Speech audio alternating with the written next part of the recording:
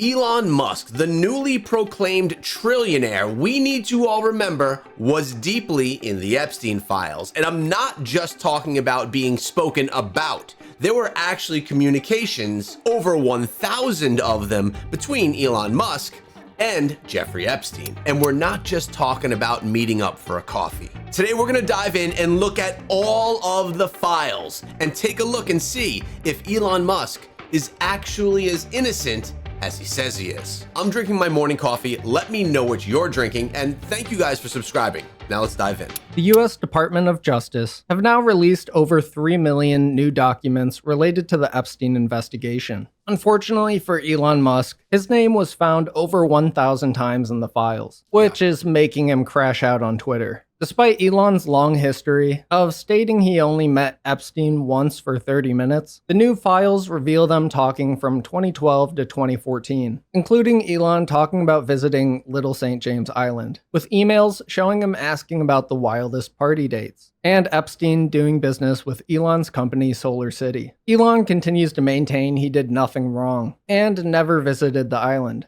However, the friendliness of these exchanges have sparked more questions and backlash than answers. What I really like about what we're about to dive into is we're not just seeing files, we're actually going to hear what Elon Musk's child had to say about him engaging with Epstein.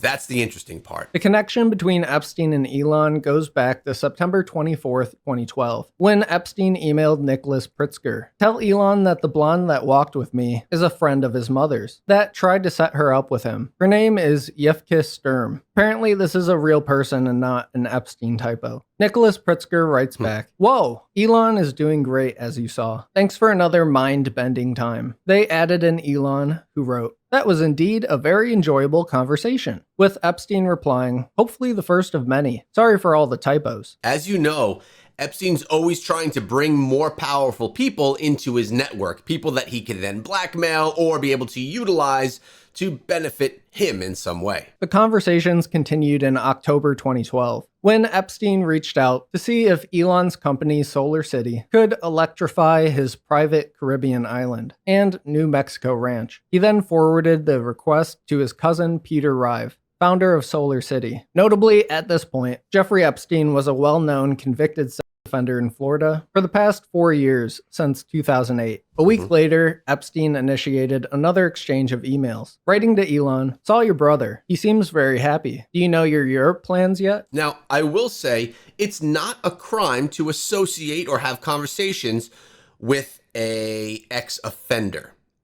It may be poor judgment. We may look at this person in a way and say that that was really poor ethics, but there's nothing illegal about it. That's just worth mentioning. Elon replied, "I would love to come to Europe, but have a confluence of SpaceX, Tesla, and Solar City activity right now that makes the timing impossible." Epstein wrote, "Sorry to hear that you need to revamp your priorities. Come to Island in November, you won't suffer." How can he be so bad at typing that he's throwing multiple equal signs in there? Elon wrote back to this invitation, "Late November is a possibility. Between now and then, I have to complete the Dragon mission, get Tesla to cash flow positive at long last, and help execute the Solar City IPO. Could definitely use a break after that." A week later, on October 19th, Epstein wrote to Elon, "I will be in New York for next week. We'll see your brother and his new romance." Elon replied, "The world needs more romance. I will be in New York around mid-November for some media events, but not before. Tallulah and I are headed to St. Barth's at the end of the year. I assume Yo will most likely be on your island."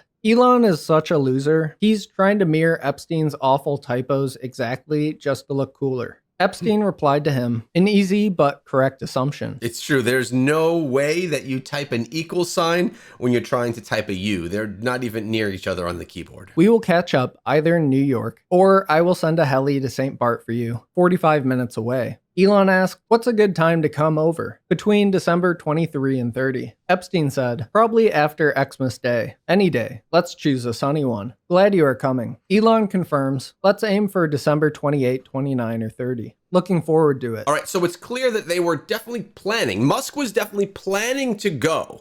Whether he went or not, we're going to get to, but it was, at least via these emails, his intention to visit. A few weeks later, Epstein sent Elon an email asking, "How many people will you be for the Heli-2 island?" Elon replied, "Probably just Tallulah and me. What day/night will be the wildest party on your island?" And that's probably the biggest quote right there.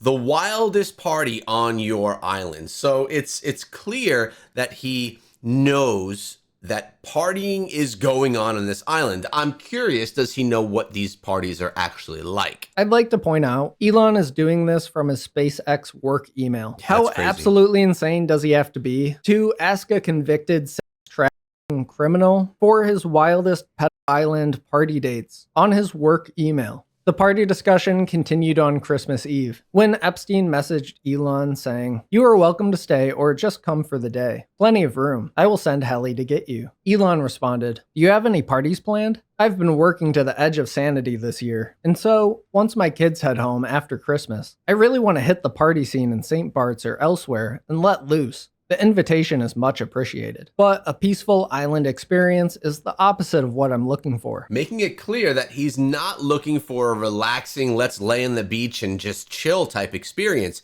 He's looking for something where he could let loose and party. Epstein wrote, "Understood. I will see you on St. Barth. The ratio on my island might make Tallulah uncomfortable." Elon says, "Ratio's not a problem for Tallulah." The next week, at the start of the new year, Epstein emails him again. "Anytime to Narwhal in St. Barth's?" Does this guy not have autocorrect at this point? Elon replies, "Could meet for lunch. We'll be with Tallulah and her friend Debs." Epstein says, "I will land at 12. Anytime after, great. Look forward to it." The next day, Elon writes, "I've been ill all night. Not sure if it is food poisoning or a bug. Either way, I'm not well enough for lunch. We'll have to meet another time. Sorry about this." So that is the first backing out from Elon Musk. Now, whether this is truthful, that he was actually sick and could not attend the scheduled event, or if he was doubting his decisions to make those plans and trying to back out in a smoother type of way,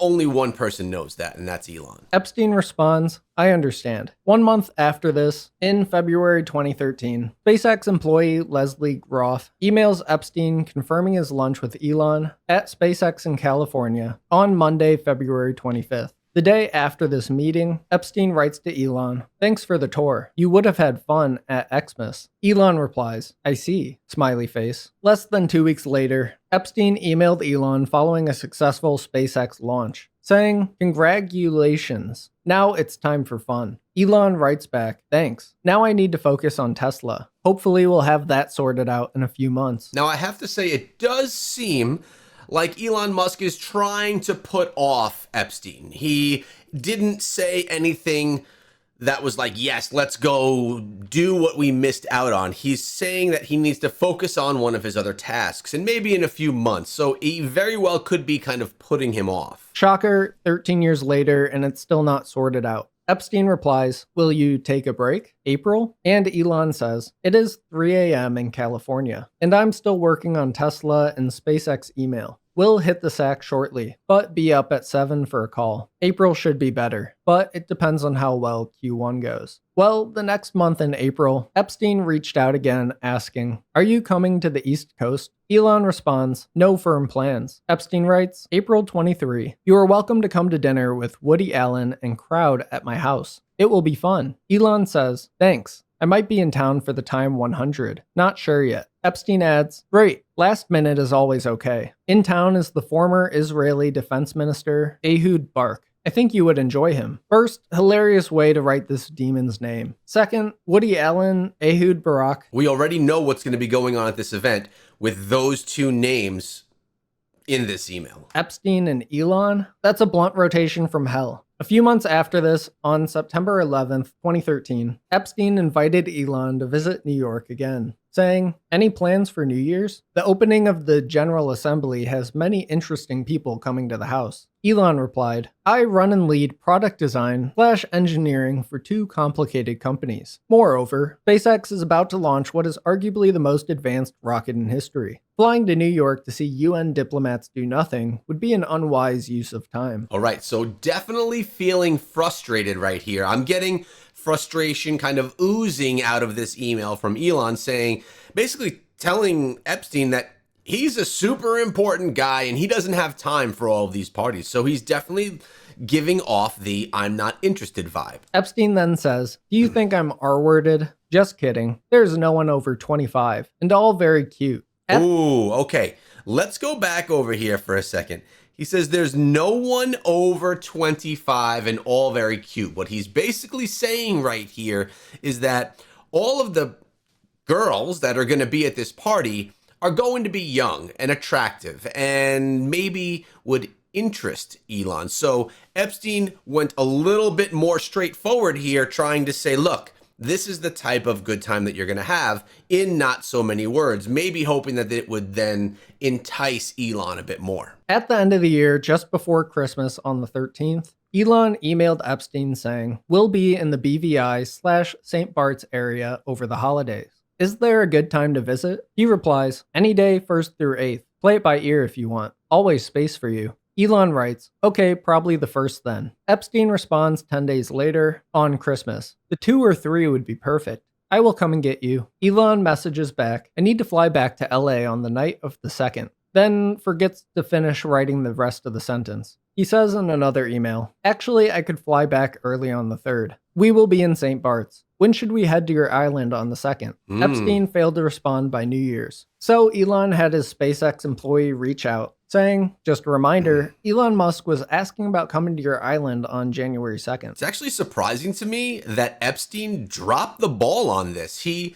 seems to have forgotten to respond to that email from Elon, which is someone that he'd been trying for so long, looks like for a whole year, to get together with. Unfortunately for Elon, Epstein actually did respond and he just missed it. Late on December 30th, Epstein wrote, "Bad news. Unfortunately, my schedule will keep me in New York. I was really looking forward to finally spending some time together, with just fun as the agenda. So I'm very disappointed. Hopefully we can schedule another time in the near future." I wonder if he wrote this email because there is not one typo in that email whatsoever. What makes this message so funny is that if you search for this phrase in the files, Epstein uses this exact excuse multiple times. Elon, through streaming tears and gritted teeth, responded, "No problem." A year went by, and again in December of 2014, Epstein emailed Elon writing, "Reed was on the island last weekend. Do you think you will be in Carib for Xmas? New Year's?" However, it looks like at this point, Elon blocked the address, so the email never made it to him, allegedly. But the return message definitely looks like something he made up. Now, believe it or not, these newly released Epstein files aren't the first time Elon's name has come up, because in September 2025, the House Oversight Committee released 6 pages from the Epstein files, showing a potential schedule from the island, which says, under Saturday, December 6, 2014, reminder Elon Musk to island December 6. Parentheses, is this still happening? This could have been something that was put together prior to the plans actually being solidified. We just don't know. Vanity Fair reported more on Elon and Epstein's relationship in 2019. Writing, Epstein remained a fixture in elite circles, even after he was a registered sex offender. A few years ago, for example, he was a guest at a dinner in Palo Alto, hosted by LinkedIn co-founder Reid Hoffman, for the MIT neuroscientist Ed Boyden. At the dinner, Elon Musk introduced Epstein to Mark Zuckerberg. Mark met Epstein in passing one time at a dinner honoring scientists. That was not organized by Epstein. Zuckerberg spokesman Ben LeBolt told me. Mark did not communicate with Epstein again following the dinner. In an email, Elon Musk responded, "I don't recall introducing Epstein to anyone, as I don't know the guy well enough to do so. Epstein is obviously a creep, and Zuckerberg is not a friend of mine." Several years ago, I was at his house in Manhattan for about 30 minutes, in the middle of the afternoon with Tallulah Riley, as she was curious about meeting this strange person for a novel she was writing. We did not see anything inappropriate at all, apart from weird art. He tried repeatedly to get me to visit his island. I declined. I really wonder if this is all happening once everything kind of came to be, that Elon is saying these statements. And I don't 100% disagree that he felt that Epstein was a bit of a creep. There were multiple emails that were sent by Musk that kind of led me to believe that his interest wasn't 100% there to spend any time with Epstein. That being said, he did continue to reach out at other times to try and get that hangout session together, which seems like it absolutely never came to fruition, right?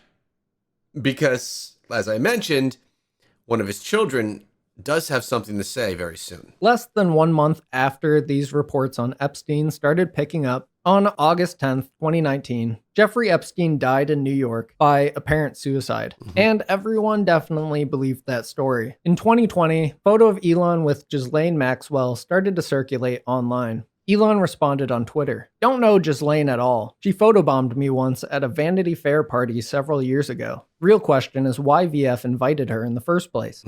So you got this picture of them together. She could have photobombed. It's not like his arm is around her or anything.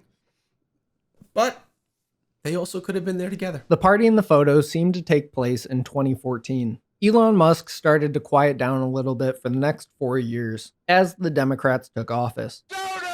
Except for the fact that he bought and mass censored Twitter, flooding it with bots, and destroying its value to advertisers overnight. More questions regarding Epstein were raised in May 2023, when the US Virgin Islands sued JP Morgan Bank over enabling Epstein to pay recruiters and victims. Elon was subpoenaed to testify in the case. Additional details regarding their relationship went quiet for the next 2 years. However, Elon was once again in the spotlight when Trump gave him control of the Department of Government Efficiency in 2025. In May of that year, Bill Gates said his Gates Foundation will have to close because of Elon Musk cutting government funding to them. Not to support Elon, but why are we giving tax money to one of the richest billionaires in the world? Just so he can do stuff like gatekeep the COVID vaccine to make money. Let's correct that, because at this point in time, he's a trillionaire. Elon, in response to Bill Gates, got on TV calling out his ties to Epstein. Who does Bill Gates think he is to make comments about the welfare of children, given that he frequented Jeffrey Epstein? Okay, well, he said he regrets those, and I wouldn't trust that guy to babysit my kids. You can see in his face how not confident he is about bringing up Epstein. I'll tell you, it was a little funny. He said, "I'll tell you, I wouldn't trust that man with my kids." Talking about welfare of children when he has like 13 he doesn't talk to. Pretty quickly after this, Doge fell apart, with Elon Musk going after Trump on Twitter, writing on June 5th, 2025. Time to drop the really big bomb. Donald Trump is in the Epstein files. That is the real reason they have not been made public. Really funny that he brings this up as well. Remember, Elon Musk and Trump were pretty close. They were pretty buddy-buddy for a while there. And now he's basically calling out Trump for being inside of the Epstein files as well, which is something that we still haven't seen. Well, we've seen the files, but we haven't seen any investigation further into them. Have a nice day, DJT. Less than 2 days after this, Elon walked back his statement by deleting his post. He made a new tweet saying he'd apologize to Trump as soon as there's a full dump of the Epstein files. That post was also later deleted. Trump's response to the whole thing was, "That's called old news. That's been old news. That has been talked about for years. Even Epstein's lawyer said I had nothing to do with it. It's old news. It's old news. This has been talked about for years and years. And as you know, I was not friendly with Epstein for probably 18 years before he died. I was not at all friendly with him." On Friday, he told ABC News' Jonathan Karl that he was not particularly interested in talking with Musk. "You mean the man who has lost his mind?" he asked. Wow. Later Friday evening, Trump told reporters, "I'm not thinking about Elon Musk. I just wish him well." They're going a little tit for tat right there with these little comments in media. A month later, on July 8th, 2025, Elon Musk tweeted, "How can people be expected to have faith in Trump if he won't release the Epstein files?" Just after this, in September, the House Oversight Committee released 6 pages of Epstein-related documents, which included the mention of Elon's alleged visit to Epstein Island in December 2014. After this, Trump enacted even more revenge on Elon for speaking out by completely disbanding Doge from the government. 1 month later, Elon decided to destroy Twitter even further by enabling a function for the built-in AI chatbot Grok, which allows it to undress any photo of a woman or minor on the timeline, including the mother of Elon Musk's child, who's suing him over it. This has brought on massive investigations by European countries. Moving forward to the end of 2025, the Epstein Files Transparency Act is signed into law on November 19th. The deadline was set for December 19th, which we all know they completely missed. However, as of February 2026, we now have maybe half of them, and we've already talked about all the new mentions of Elon in the files. So now we can talk about his subsequent crash out on Twitter. Now, it's also worth stating, and this is important, that we only have half of the files released. 3.5 million files is only half of them, and the 3.5 million that we have are heavily redacted. So it's really difficult to put the puzzle pieces together. It takes quite a bit of time and effort. Very curious to see what the other half of the files have in them. Why were only half delivered? What's in the other half that is so bad that they can't release it? Where he's been on a PR nightmare campaign, posting over 80 times in the past few days while getting into a few fights. One day after the new files were released, Elon replied to one of his fan accounts defending him, writing, "No one pushed harder than me to have the Epstein files released, and I'm glad that has finally happened. I had very little correspondence with Epstein and declined his repeated invitations to go to his island or fly on his Lolita Express, but was well aware that some email correspondence with him could be misinterpreted and used by detractors to smear my name. I don't care about that, but what I do care about is that we at least attempt to prosecute those who committed serious crimes with Epstein, especially regarding heinous exploitation of underage girls." And something we can say regarding the emails that we looked at so far inside of this video is Elon does not seem to have spent time with Epstein. So although some of the emails that have come out about him and some of that correspondence back and forth makes Elon look a little bit bad, there are no crimes that could be pinned on him because having emails with someone, even if that person is an evil person, is not a crime. Now, Elon must know about things a lot worse than the emails that he was having with Epstein that were going on, because if he was willing to have his emails surface, which don't shed a positive light on him, right? They make him look kind of bad, but they don't attach him to any actual crimes because there was no actual meeting that has happened, at least that we've seen so far.